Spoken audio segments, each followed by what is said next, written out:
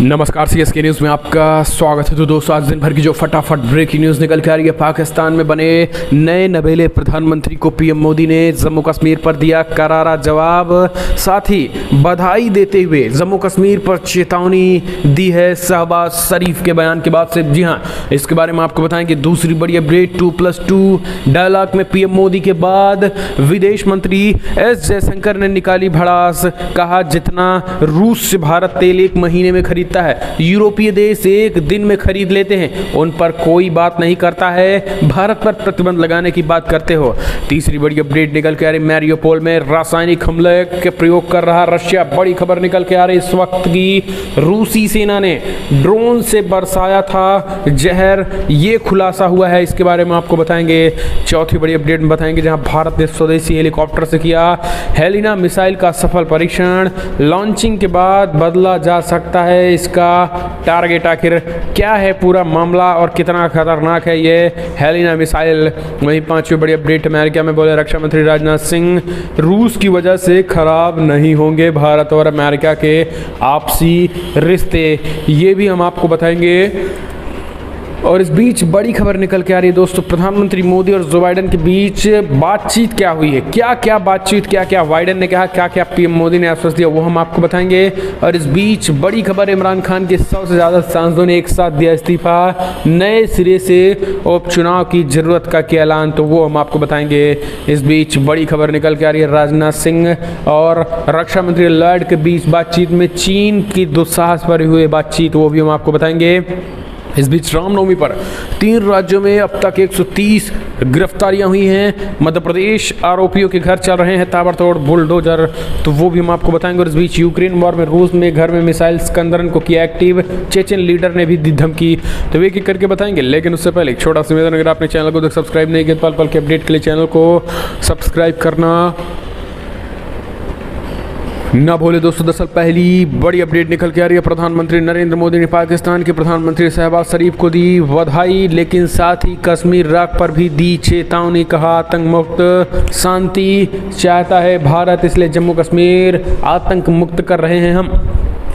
पाकिस्तान में पिछले कई दिनों से जारी सियासी कलह के बाद आखिरकार शहबाज शरीफ मुल्क के नए प्रधानमंत्री चुन लिए गए हैं।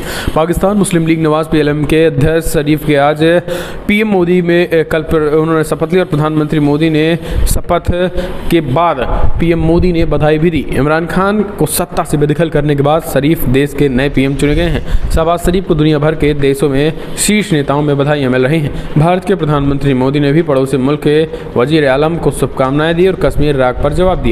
पीएम मोदी ने क्या कुछ कहा, वो आप सुनिए। प्रधानमंत्री मोदी ने कहा, मियां मोहम्मद शहबाज शरीफ को कंग्रेचुलेशन। प्रधानमंत्री के पाकिस्तान के प्रधानमंत्री को प्रधानमंत्री के रूप में चुने जाने पर बधाई। भारत क्षेत्र में आतंक मुक्त शांति और स्थिरता चाहता है, ताकि हम देश के विकास के समय आने वाली चुनौतियों पर ध्यान दे सकें और लोगों की भलाई और समृद्धि को सुनिश्चित किया जा सके। ये चीज़ें उन्होंने ये बड़ी बातें कहते हुए जम्मू कश्मीर पर जो उन्होंने बातें कही थी, और उन्होंने आतंकवाद के मुद्दे को फिर से प्रधानमंत्री मोदी ने उठाया और जवाब करारा दे दिया। हम चलते हैं एक और अपडेट, रक्षा मंत्री और विदेश मंत्री इस समय अमेरिकी दौरे पे हैं। स्वागत तो भरपूर हो रहा है, लेकिन कटाक्ष भी भारत पर किए जा रहे हैं। और इस कटाक्ष का जवाब भी चाहे पहले प्रधानमंत्री मोदी ने कल दिया अमेरिकी राष्ट्रपति जो बाइडेन को, अब विदेश मंत्री एस जयशंकर ने भी अमेरिका के तमाम उन मंत्रियों और प्रतिनिधियों को जवाब दिया है जिन्होंने बार बार भारत और रूस के तेल आयात पर कटाक्ष कर रहे थे और कह रहे थे कि भैया इसको रोका जाए, इसकी वजह से कहीं ना कहीं रसिया मजबूत हो रहा है, ये है वो है, न जाने क्या क्या एलिगेशन लगाए जा रहे थे। अब विदेश मंत्री एस जयशंकर ने कलाई खोलकर, पोल जिसे कहते हैं, पोल पट्टी खोलकर रख दी है अमेरिका के दोगलेपन की।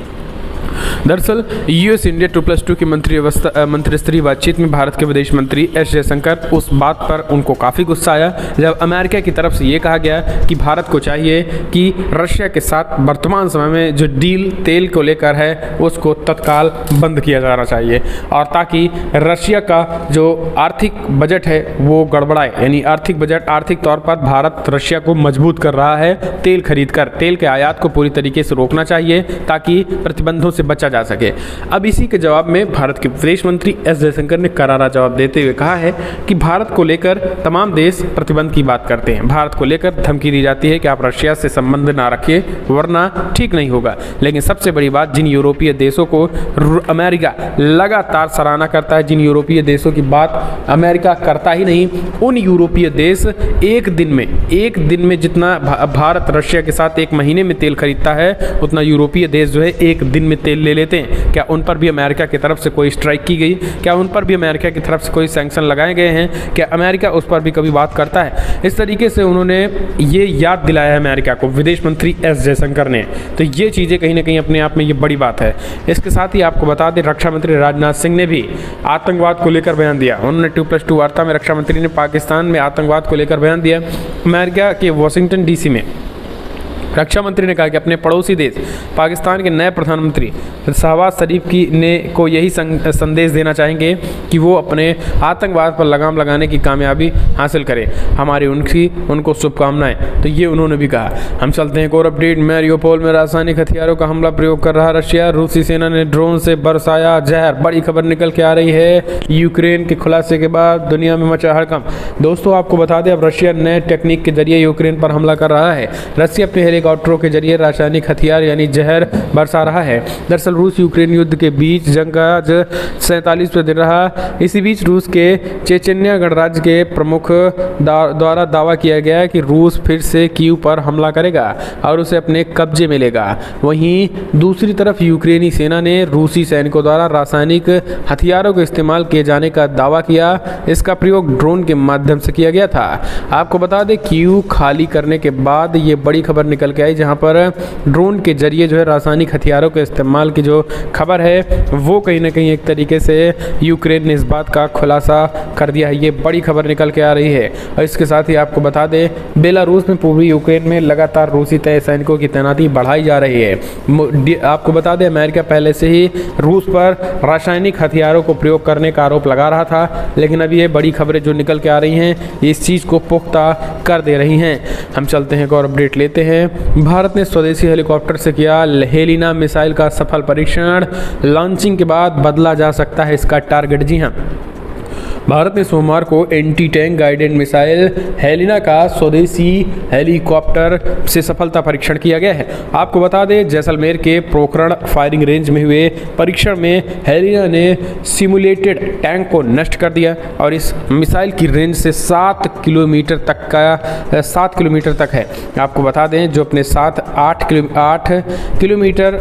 किलो विस्फोटक लेकर उड़ने में सक्षम है। आपको बता दें, ये एक बेहतरीन मारक मिसाइल बनती है और बहुत जल्द ही हेलीकॉप्टर से लॉन्च की जाने वाली ये anti tank guided missile Helina Indian army और इंडियन एयरफोर्स को भी मिलने वाली है। दरअसल आपको बता दें, ये हवा में हेलीकॉप्टर से उड़ता रहेगा और हेलीकॉप्टर से ही हवा में मिसाइल को लॉन्च की जा सकती है। सबसे बड़ी बात यह है कि जब मिसाइल आप लॉन्च कर सकते हैं, लॉन्चिंग के बाद भी इसकी दिशा और इसके टारगेट को बदल सकते हैं कि दुश्मन के किन निशानों को ये हिट करे। तो ये कहीं ना कहीं दुश्मनों के रडार को भी चकमा देने में कामयाब होगी। हम चलते हैं एक और अपडेट लेते हैं। बिग ब्रेकिंग निकल के आ रही है दोस्तों, जहां प्रधानमंत्री मोदी और जो बाइडेन के बीच भी रचनात्मक बातचीत हुई है। प्रधानमंत्री मोदी कभी गुस्सा भी हुए, कभी जो बाइडेन को समझाया भी। भारत का रूस से तेल और गैस खरीदने किसी के प्रतिबंध का उल्लंघन नहीं है, ये अमेरिका ने भी माना। दरअसल अमेरिकी राष्ट्रपति जो बाइडेन ने सोमवार को प्रधानमंत्री नरेंद्र मोदी से कहा है कि रूस से तेल खरीद बढ़ाना भारत के हित में नहीं है और वो ऊर्जा आयात और विविधता लाने में भारत की मदद को तैयार है।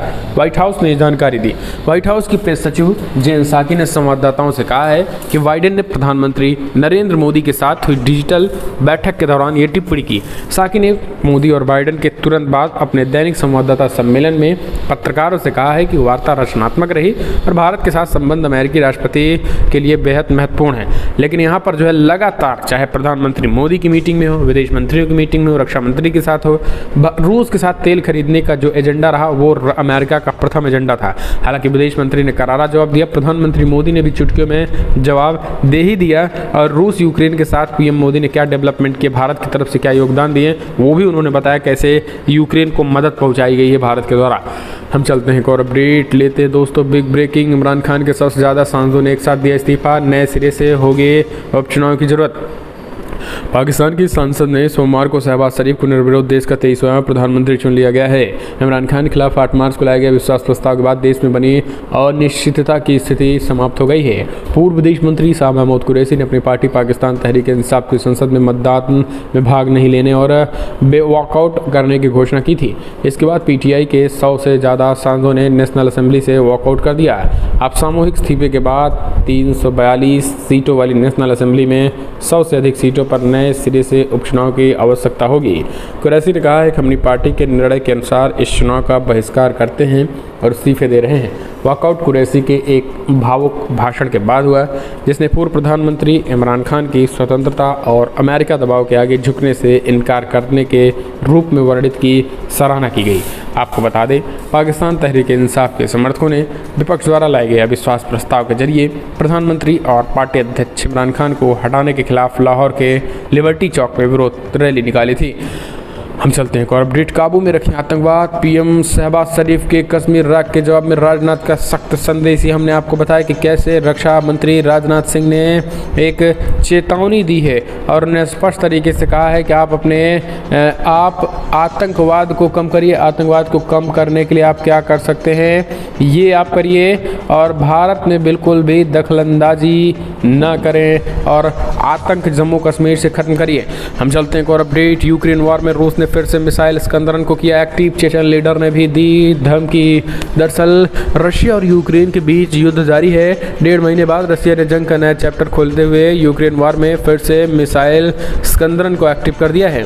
आपको बता दें, मोरियोपोल में रूसी नेवल इन्फेंट्री के BTR V-828 टैंक गरजे। साथ ही शहर में घूमते हुए ताबड़तोड़ गोले भी बरसाए गए। वहीं चेचन फोर्स भी यूक्रेन में तबाही मचा रहे हैं। चेचन लड़ाके ऑटोमेटिक राइफल से यूक्रेन फोर्सेस पर लगातार फायरिंग कर मारियोपोल में क्यू तक कहर बरपा रहे हैं। वहीं इस बीच चेचन लीडर रमजान कादिरोव ने यूक्रेन को बड़ी धमकी भी दे दी है। कादिरोव ने कहा है कि सिर्फ मारियोपोल ही उनका टारगेट नहीं है, बल्कि ये तय है कि कीव पर भी अटैक होगा। यूक्रेन के दूसरे शहरों और गांवों पर भी हमले होंगे। उनकी कोशिश यूक्रेन का नक्शा बदलने की है। तो ये एक बड़ी खबर। हम चलते हैं एक और अपडेट। रामनवमी पर हिंसा, 13 राज्यों में 130 गिरफ्तारियां। मध्य प्रदेश में आरोपियों के घर चले बुलडोजर, हुआ जमींदोज। बड़ी खबर निकल के आ रही, ताबड़तोड़ एक्शन जारी। दरअसल रामनवमी के मौके पर अलग अलग राज्यों में हुई हिंसा के मामलों में पुलिस की कड़ी कार्रवाई जारी है। खबर है कि गुजरात, मध्य प्रदेश और महाराष्ट्र के करीब 130 लोगों की गिरफ्तारी हो चुकी है। इसके अलावा MP में हिंसा में शामिल आरोपियों के घरों और दुकानों पर जमींदोज कर दिया गया है।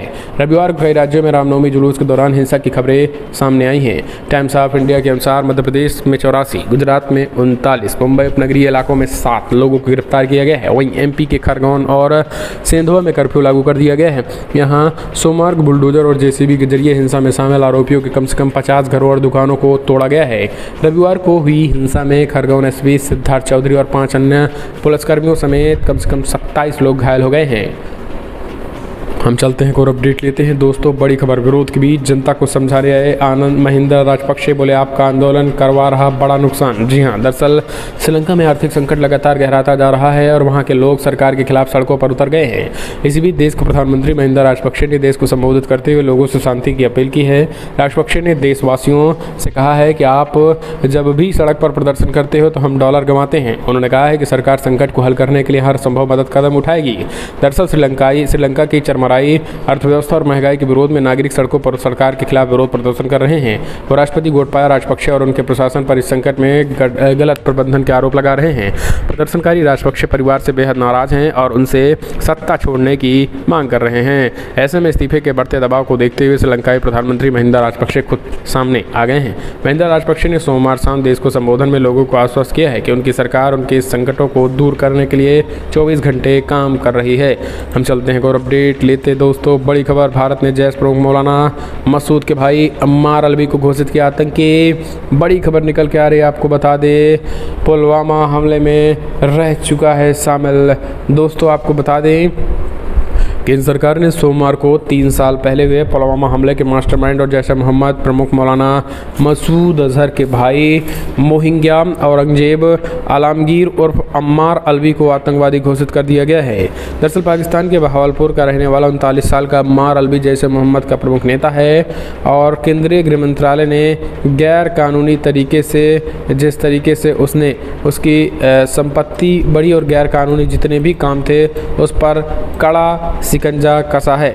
आपको बता दें गैर कानूनी गतिविधि यूएपीए के तहत अलवी को आतंकवादी के रूप में नामित किया है। गृह मंत्रालय ने बताया है कि अलवी अफगान कैडरों की घुसपैठ की सुविधाजनक बनाने और जम्मू कश्मीर में भारतीय सुरक्षा बलों पर आतंकी हमलों के कोऑर्डिनेशन में शामिल रहा है। गृह मंत्रालय ने कहा है कि मोहिद्दीन औरंगजेब आलमगीर उर्फ अलवी जैश ए मोहम्मद के भारत विरोधी आतंकवादी गतिविधियों में शामिल रहा है। तो दोस्तों ये जैश ए मोहम्मद के बेटे पर बड़ा हमला, बड़ा शिकंजा। हम चलते हैं और अपडेट आईएएफ के चिनूक हेलीकॉप्टर ने कर दिखाया संभव से काम, बिना रुके 7 घंटे 30 मिनट में तय किया 1910 किलोमीटर का सफ़र। जी हाँ दोस्तों, आपको बता दें कि रक्षा मंत्रालय ने एक नई जानकारी दी है जहां भारतीय वायुसेना के Chinook heavy left transport helicopter ने बड़ा कारनामा कर दिया।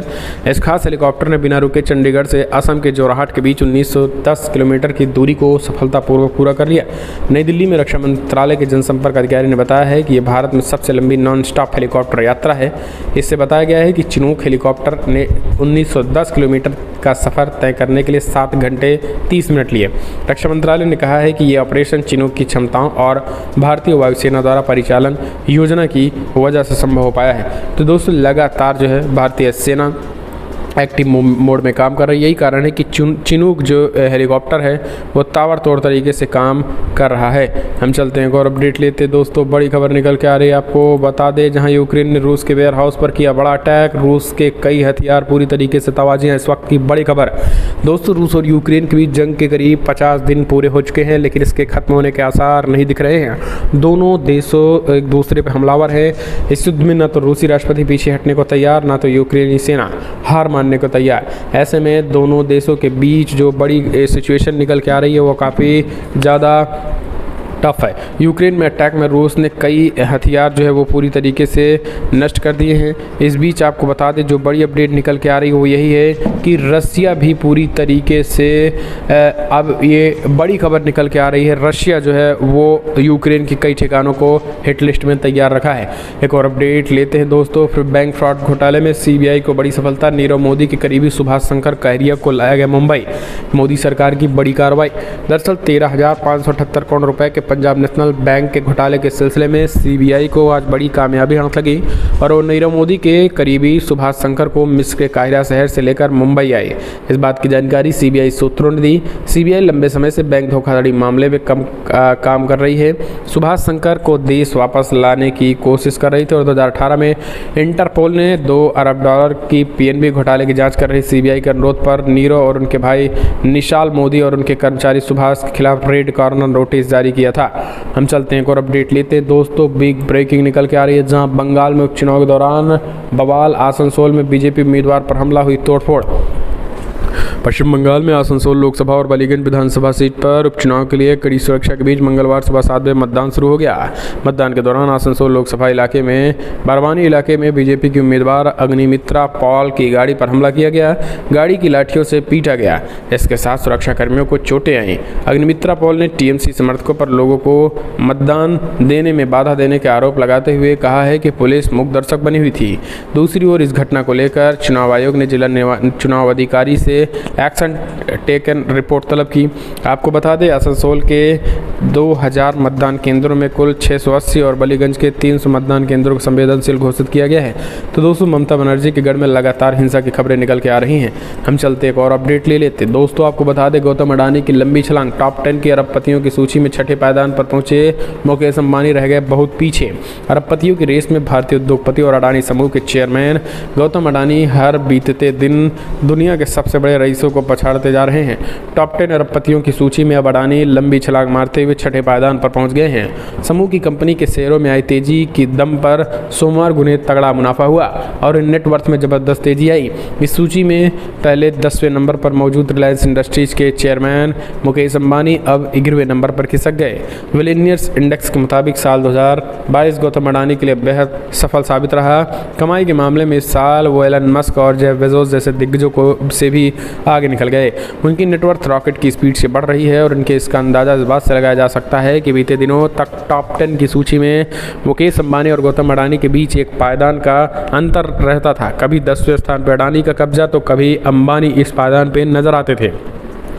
लेकिन अब 2022 में अडानी ने ऐसी लंबी छलांग लगाई कि दूर दूर तक कोई अब अडानी के करीब नहीं पहुंच पा रहा है और दुनिया भर के टॉप 10 की सूची में जो है अडानी छठे नंबर पर आ गए हैं। तो ये एक बड़ी खबर निकल के आ रही भारत के लिए भी। तो दोस्तों फिलहाल बिग ब्रेकिंग